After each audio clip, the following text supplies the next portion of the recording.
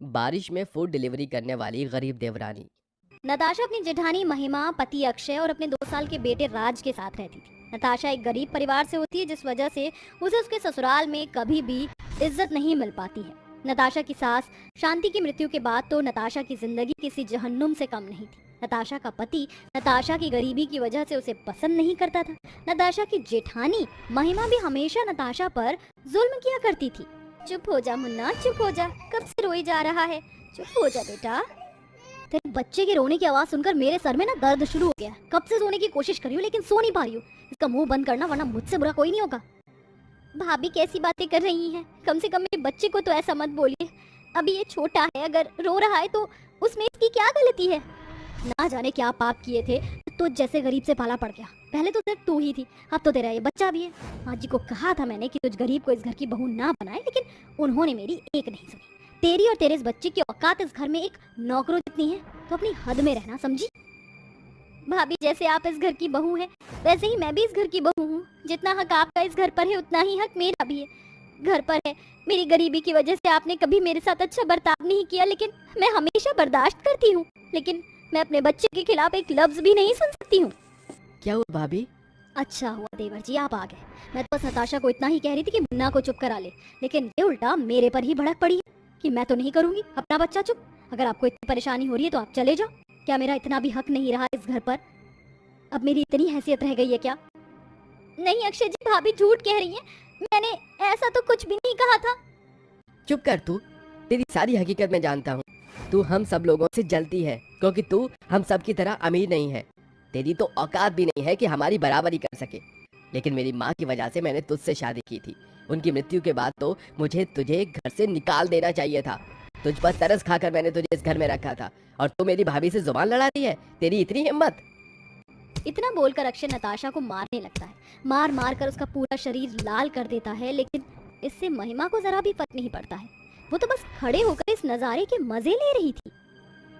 हे भगवान, ये तो मुझसे किस बात की दुश्मनी निकाल रहा है? मैंने तेरा क्या बिगाड़ा था जो तूने मेरी किस्मत में ऐसा पति और ऐसी जेठानी लिख दी?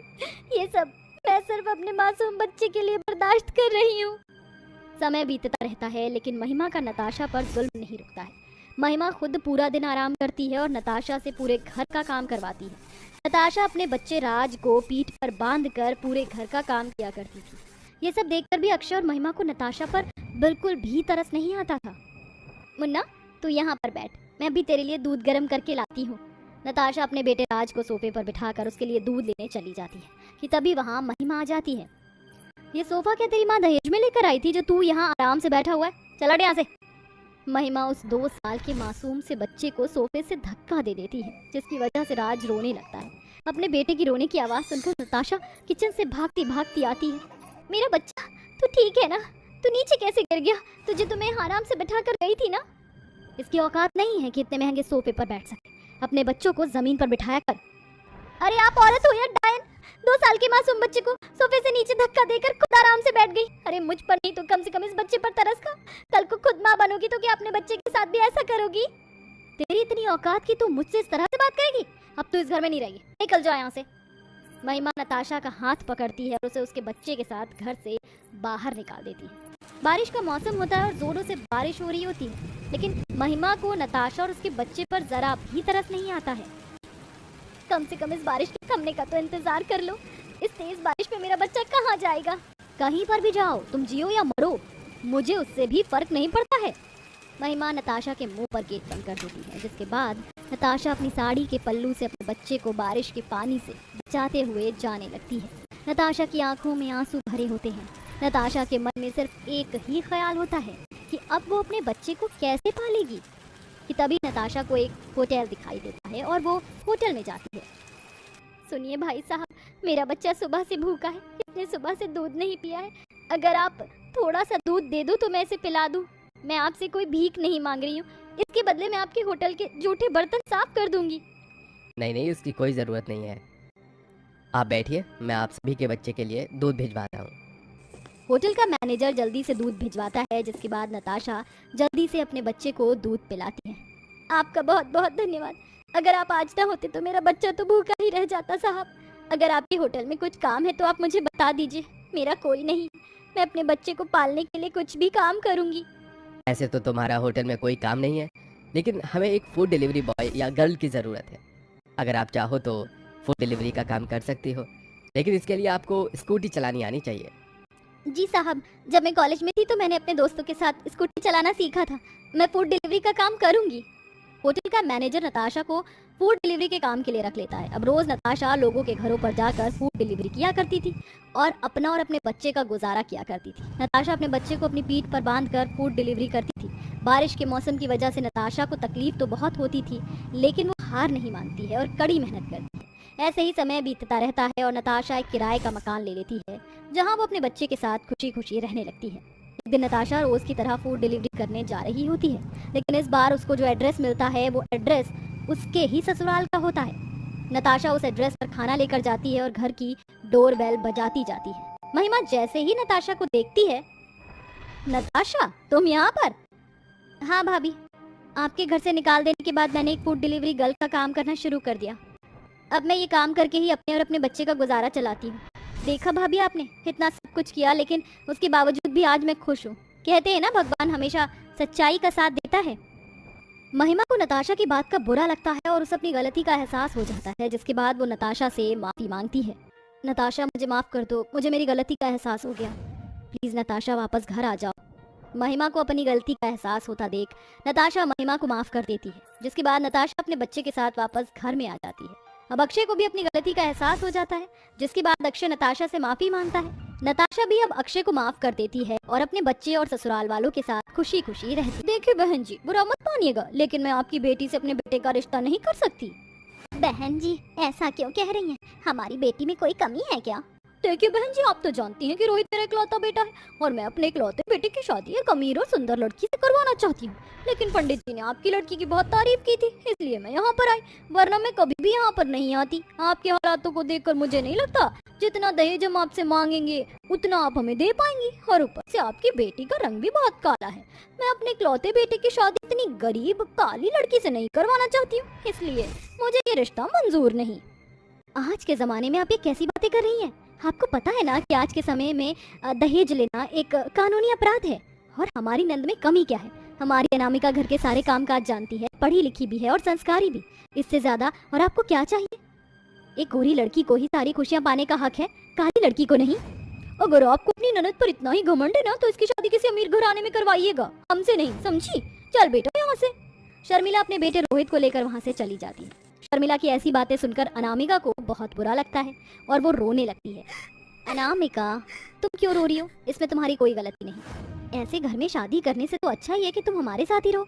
तुम फिक्र मत करो, तुम्हारी शादी एक अच्छे घर में होगी, वो भी जल्द। लेकिन भाभी, कब से जाने कितने रिश्ते आए और मेरे काले रंग की वजह से चले गए। मुझे नहीं लगता कि इस जन्म मेरी शादी होगी। अनामिका, ऐसा मत कहो। अनामिका अपनी भाभीयों की एक नहीं सुनती और वहाँ से रोती हुई चली जाती है। अनामिका एक गरीब परिवार से होती है और अनामिका का रंग भी काला होता है, जिस वजह से उसका कहीं पर भी रिश्ता नहीं हो पाता है। अनामिका की तीनों भाभियां सरोजनी, पूजा और साधना को इससे बहुत बुरा लगता है, इसलिए अब उसकी तीनों भाभियां अपनी नंद की अच्छे घर में शादी करवाने के लिए व्रत रखना शुरू कर देती हैं। साधना 7 महीने की गर्भवती होती है, लेकिन गर्भवती होने के बावजूद भी तीनों भाभियां अपनी नंद के लिए दिन रात भगवान की पूजा करती हैं और व्रत रखती हैं। ऐसे ही समय बीतता रहता है कि एक दिन। सुनिए, क्या आप मुझे बता सकती हैं ये एड्रेस कहाँ पड़ता है? आप यहाँ से राइट जाकर लेफ्ट हो जाइएगा, वहीं पर ये एड्रेस है। Thank you so much. Raj बहुत अमीर परिवार का इकलौता बेटा होता है। इतने अमीर होने के बावजूद भी राज में किसी तरह का कोई घमंड नहीं होता है और राज का परिवार भी बिल्कुल राज की तरह ही होता है। राज को अनामिका पहली नजर में ही पसंद आ जाती है, जिसके बाद अब अक्सर राज अनामिका का पीछा करता था और उससे बात करने की कोशिश किया करता था। सुनिए, मेरा नाम राज है, आप प्लीज़ मुझे गलत मत समझिएगा। मैंने जब से आपको देखा है तब से आपसे मुझे प्यार हो गया है। मैं आपसे शादी करना चाहता हूँ। मैं वादा करता हूँ कि मैं आपको बहुत खुश रखूँगा और दुनिया की सारी खुशियाँ दूंगा। लेकिन मैं बहुत गरीब परिवार से हूँ और मेरा तो रंग भी इतना काला है, इसके बावजूद भी क्या आप मुझसे शादी करना चाहते हो? आप अमीर हो या गरीब, मुझे इससे कोई मतलब नहीं है और इंसान की पहचान उसकी इंसानियत से होती है, न कि उसके रंग से। राज की ऐसी बातें सुनकर अनामिका की आंखों में आंसू आ जाते हैं, जिसके बाद अनामिका राज को हाँ कर देती है। जिसके बाद राज सारी बात अपने परिवार वालों को बताता है और राज का सारा परिवार अनामिका के घर उसका हाथ मांगने के लिए जाता है और कुछ ही महीनों के अंदर अनामिका और राज की शादी हो जाती है। राज का परिवार अमीर परिवार होता है, इसलिए अनामिका को उसके ससुराल में किसी भी बात की कोई तकलीफ नहीं होती है। अब धीरे धीरे अनामिका का बर्ताव बदलने लगता है। वो इतने ऐशो आराम और पैसों को देखकर धीरे धीरे घमंडी होने लगती है। अनामिका, तुम्हारी भाभी का मेरे पास कॉल आया था, वो तुमसे मिलना चाहती है। तुम एक काम करो, तुम 2-3 दिनों के लिए अपने मायके चली जाओ। हमारी शादी को काफ़ी टाइम हो गया है, लेकिन तुम एक बार भी अपने मायके नहीं गई हो। मेरा मन नहीं है वहाँ जाने का। ये तुम कैसी बातें कर रही हो? वो तुम्हारा परिवार है। तुम्हारी भाभी, तुम्हारी माँ कब से तुमसे मिलना चाह रही हैं। अपने लिए न सही, कम से कम उनके लिए ही चली जाओ। अपने पति के कहने पर अनामिका को ना चाहते हुए भी अपने मायके जाना पड़ता है। जिसके बाद अनामिका अच्छे से रेडी होकर बहुत सारी ज्वेलरी पहनती है और बड़े से गॉगल लगाकर अपनी सबसे महंगी गाड़ी में बैठकर अपने मायके के लिए निकल जाती है और थोड़ी ही देर में अपने मायके पहुंच जाती है। गर्मी का मौसम होता है, इसलिए बहुत तेज धूप हो रही होती है। अनामिका का ड्राइवर जल्दी से कार से उतरता है और अनामिका के लिए गेट खोलता है। अनामिका के बाहर आते ही ड्राइवर उसके ऊपर छतरी पकड़कर खड़ा हो जाता है। अफ़ो, कितनी गर्मी है, न जाने मेरा क्या हाल होगा। अनामिका देखती है कि उसकी एक भाभी गेहूं साफ कर रही है, दूसरी भाभी झाड़ू लगा रही है कि तभी साधना की नज़र अनामिका पर पड़ती है। जिसके बाद साधना अंदर भागी भागी जाती है और अनामिका के लिए कुर्सी लाकर उसे अपने साड़ी के पल्लू से साफ करने लगती है। अनामिका को देखकर सारा परिवार बहुत खुश होता है। आओ अनामिका, यहाँ बैठ जाओ, धूप में मत खड़ी रहो। वो तो ठीक है, लेकिन आप ये चेयर तो देखिए, ये तो यहाँ से टूट रही है। अगर मैं इस पर बैठ गई तो ये पूरी तरह टूट जाएगी और मैं ऐसी कुर्सियों पर नहीं बैठती हूँ। मेरे घर पर इतना महंगा और एंटीक सोफा है, मैं सिर्फ वैसे ही सोफे पर बैठना पसंद करती हूँ। अगर मैं इस पर बैठ गई तो मेरी कमर में दर्द शुरू हो जाएगा। अनामिका बेटा, तू तो जानती है ना कि हम लोगों की इतनी हैसियत नहीं है कि हम इतना महंगा सोफा खरीद सके। ये ले, मैंने इसके ऊपर तकिया रख दिया है, अब तेरी कमर नहीं दुखेगी, तू आराम से बैठ जा। अनामिका चेयर पर बैठ जाती है। तुम्हारे ससुराल में सब ठीक तो है ना? तुम्हें वहाँ किसी बात की कोई कमी तो नहीं है ना? आप ये कैसी बातें कर रही हैं? मेरी शादी एक अमीर ससुराल में हुई है, ना कि मेरे मायके जैसे किसी गरीब घर में। इसलिए अपने ससुराल में मुझे किसी भी बात की कोई कमी नहीं है। मेरे इशारे पर 4 नौकर आ जाते हैं। मेरे घर पर इतनी महंगी और एंटीक चीजें हैं, यहाँ तो इतनी ज्यादा गर्मी हो रही है, लेकिन मेरे घर में ऐसा लगता है कि आप घर में नहीं, शिमला में हो। अनामिका की बातों से साफ साफ पता चल जाता है कि अनामिका को अपने अमीर होने का बहुत ज्यादा घमंड हो गया है।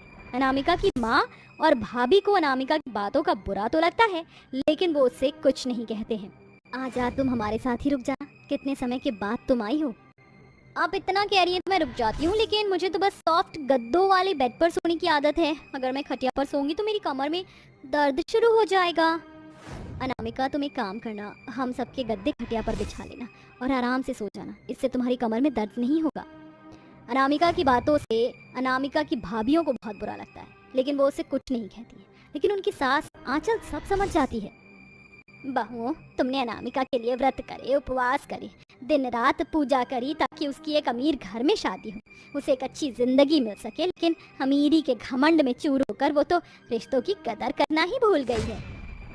नहीं माँ जी, ऐसा मत कहिए, अनामिका भी छोटी है, वक्त के साथ सब समझ जाएगी। दूर खड़ी अनामिका अपनी माँ और भाभी की सारी बातें सुन लेती है। अनामिका को उसकी गलती का एहसास हो जाता है, जिसके बाद वो अपनी भाभियों और माँ से माफ़ी मांगती है। मुझे माफ़ कर दीजिए, मुझे नहीं पता था कि भाभी आप लोगों ने मेरे लिए इतना सब कुछ किया ताकि मेरी एक अच्छे घर में शादी हो जाए। मैंने आप लोगों के साथ जो कुछ भी किया उसके लिए प्लीज़ आप मुझे माफ़ कर दीजिए। अनामिका की तीनों भाभियाँ अनामिका को माफ़ कर देती हैं, जिसके बाद अनामिका अपनी भाभियों और माँ के साथ अच्छा बर्ताव करती है और घमंड करना छोड़ देती है।